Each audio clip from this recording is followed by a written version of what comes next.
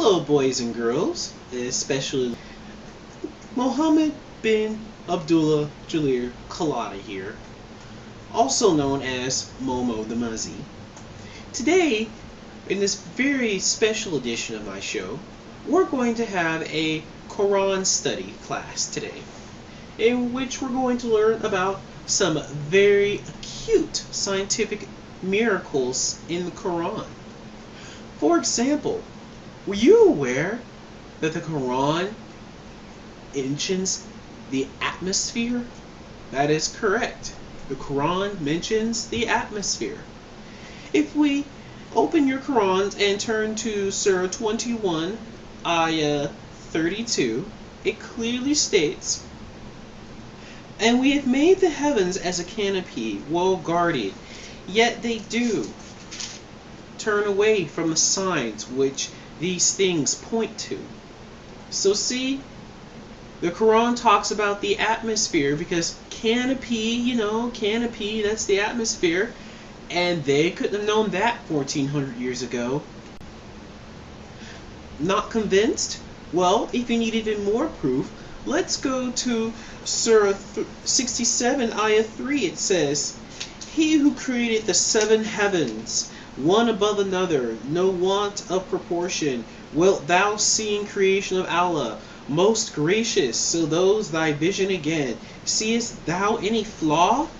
So see, 7 layers, that's clearly talking about the atmosphere, because if we look here in my notes, the 7 layers of the atmosphere are the troposphere, the stratosphere, the mesosphere, the thermosphere, the exosphere, the ionosphere, and the magnetosphere. See? 1, 2, 3, 4, 5, 6, 7.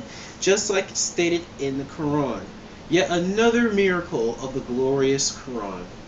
Hold it, hold it, hold it. Who are you? I am the voice of reason. I am here to debunk your so-called miracles in the Quran. Oh please, people have been trying to disprove Islam for 1400 years. If anything, that's just more proof that it's the true religion of God. Well, Christianity has been around for over 2,000 years. So does that mean it's even more true?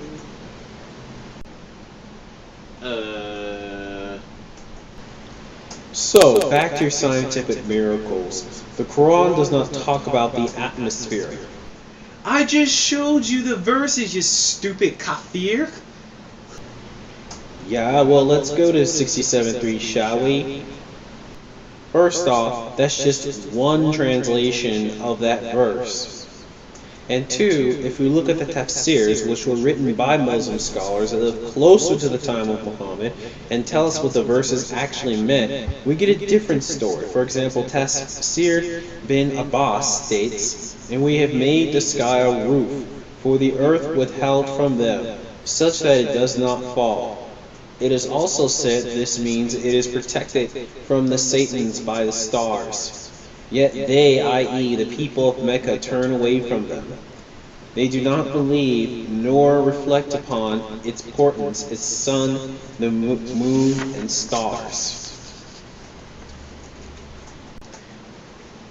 But that's just one interpretation.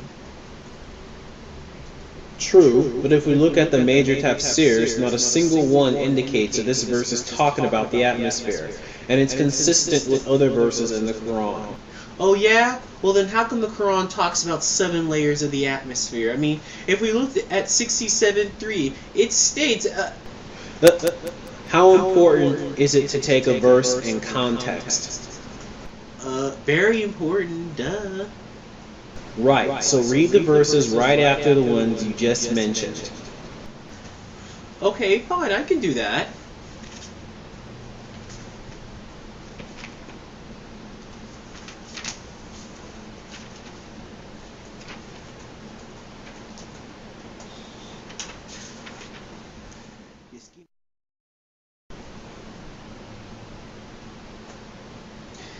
Again, turn thy vision a second time, thy vision, they will come back to thee, dull and discomforted, in a state worn out.